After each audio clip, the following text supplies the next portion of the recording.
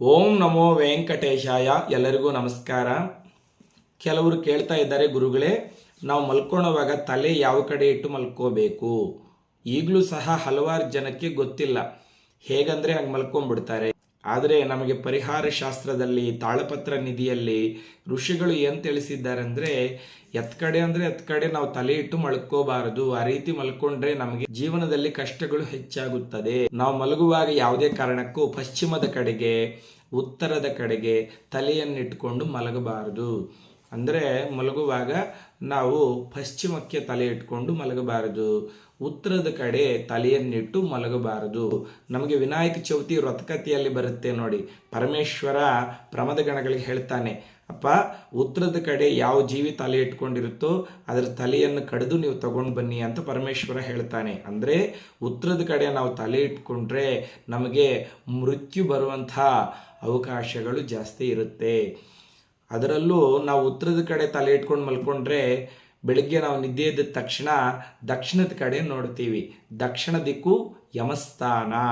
ನಮಗೆ ಅಷ್ಟ ದಿಕ್ಪಾಲಕರು ಇದ್ದಾರಲ್ವಾ, ಪೂರ್ವಕ್ಕೆ ದೇವೇಂದ್ರ, ಆಗ್ನೇಯಕ್ಕೆ ಅಗ್ನಿ, ದಕ್ಷಿಣ ದಿಕ್ಕಿಗೆ ಯಮಧರ್ಮರಾಜ, ನೈಋತಿ ದಿಕ್ಕಿಗೆ ನಿವೃತ್ತಿ ಅನ್ನುವಂತಹ ರಾಕ್ಷಸಿ, ಪಶ್ಚಿಮ ದಿಕ್ಕಕ್ಕೆ ವರುಣ, ವಾಯುವ್ಯ ದಿಕ್ಕಕ್ಕೆ ವಾಯುದೇವ, ಉತ್ತರ ದಿಕ್ಕಿಗೆ ಕುಬೇರ, ಈಶಾನ್ಯ ದಿಕ್ಕಿನಲ್ಲಿ ಈಶ್ವರ ಇರ್ತಾನೆ. ಇವರು ಅಷ್ಟ ದಿಕ್ಪಾಲಕರು. ನಾವು ಉತ್ತರದ ಕಡೆ ತಲೆ ಇಟ್ಕೊಂಡು ಮಲ್ಕೊಂಡ್ರೆ ಬೆಳಿಗ್ಗೆ ಎದ್ದ ತಕ್ಷಣ ದಕ್ಷಿಣದ ಕಡೆ ನೋಡ್ತೀವಿ. ದಕ್ಷಿಣ ಅನ್ನೋದು ಯಮಸ್ಥಾನ.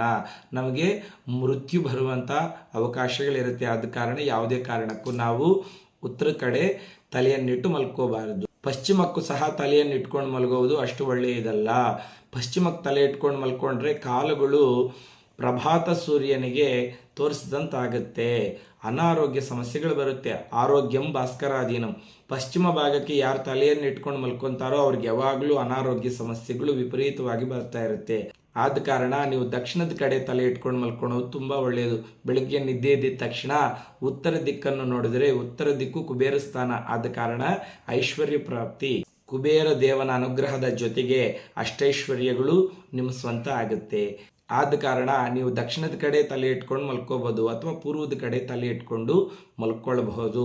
ಈ ರೀತಿ ಮಲಗಿದ್ರೆ 6 ತಿಂಗಳೊಳಗಡೆನೆ ನಿಮ್ಮ ಎಲ್ಲ ಅನಾರೋಗ್ಯ ಸಮಸ್ಯೆಗಳು, ಆರ್ಥಿಕ ಸಮಸ್ಯೆಗಳು ದೂರ ಆಗುತ್ತೆ.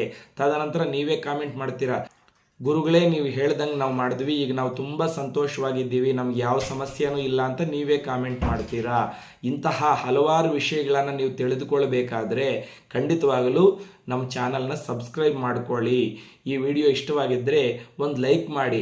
ನೀವು ಮಾಡುವಂಥ ಒಂದು ಲೈಕ್ನಿಂದ, ಒಂದು ಒಳ್ಳೆಯ ಕಾಮೆಂಟ್ನಿಂದ ಇಂತಹ ಹಲವಾರು ವಿಷಯಗಳನ್ನು ನಿಮಗೆ ತಿಳಿಸ್ಕೊಡ್ಬೇಕು ಅನ್ನುವಂಥ ಉತ್ಸಾಹ ನಮ್ಮಲ್ಲಿ ಬರುತ್ತೆ. ಲೋಕ ಸಮಸ್ತ ಸುಖಿನೋ ಭವಂತು. ಸ್ವಸ್ತಿ.